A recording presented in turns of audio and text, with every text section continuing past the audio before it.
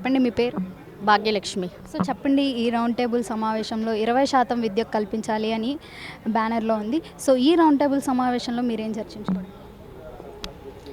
Round table సమావేశంలో 20% budget పెంచాలి. ఎందుకంటే కాంగ్రెస్ వచ్చినలో మేనిఫెస్టోలో పెట్టారు 15% పెంచుతామని. కానీ 15% ఇప్పుడు 2.5 ఇయర్ అవుతుంది. 7.55కే ఉంది. ఇప్పుడు ఖచ్చితంగా 20 పెంచాలి. ఎందుకు పెంచాలి అని చెప్తే మేము గవర్నమెంట్ స్కూల్ ఉంది, అందరు ప్రైవేట్కి వెళ్తున్నారంటే అది అబద్ధం. ఇక మీ గవర్నమెంట్ స్కూల్లో ఫెసిలిటీస్ లేకనే, మౌలిక వసతులు లేకనే, నాణ్యమైన విద్య లేకనే మా పిల్లలు బాగుండాలని ఏ తల్లిదండ్రులకైనా ఆలోచన ఉంటుంది. తల్లిదండ్రుల తప్పు అంటే నేను ఒప్పుకోను. వాళ్ళు ఏ కాయ కష్టం చేసైనా డబ్బులు కట్టి మరీ అక్కడ వేస్తున్నారు. నవోదయ స్కూల్స్ ఎలా ఉన్నాయి, కేంద్రీయ విద్యాలయం ఎలా ఉన్నాయి, ఈ స్కూల్స్ అన్నీ ప్రభుత్వ రాష్ట్రం నడిపించే స్కూల్లో కూడా ఈ విధంగా ఉంటే ఏ తల్లిదండ్రులు కూడా డబ్బులు పెట్టుకొని అక్కడ వేయరు, ఇక్కడే ఇస్తారు. సో గవర్నమెంట్ నిర్లక్ష్యం ఒకటి, డబ్బులు పెంచకుండా మేము స్కూల్ అయితే ఉంది, టీచర్ అయితే ఉంది, పిల్లలే వస్తలేరు, పిల్లలు లేకనే స్కూల్ మూతపడుతున్నాయి అంటే that is wrong.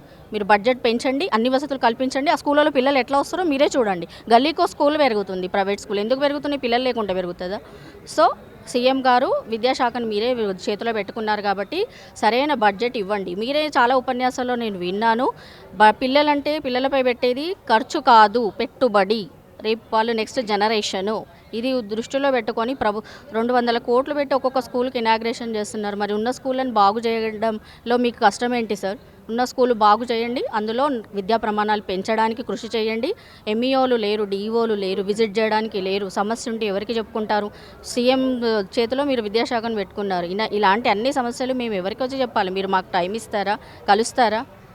So immediately action తీసుకొని ప్రభుత్వ స్కూలు, ఎందుకంటే మీరు గత 10 ఏళ్ల పాలనలో టీఆర్ఎస్ ఉండే, సో 300 గురుకులాలను 1000 గురుకులాలను చేశాయి. కానీ ఇప్పుడు మీరు గవర్నమెంట్ ప్రభుత్వ స్కూళ్ళని పటిష్టం చేసి విద్యాబుద్ధులు అందించాలి. లేకపోతే నెక్స్ట్ ఓట్లు ఎవరికి వేస్తారో తెలియదు.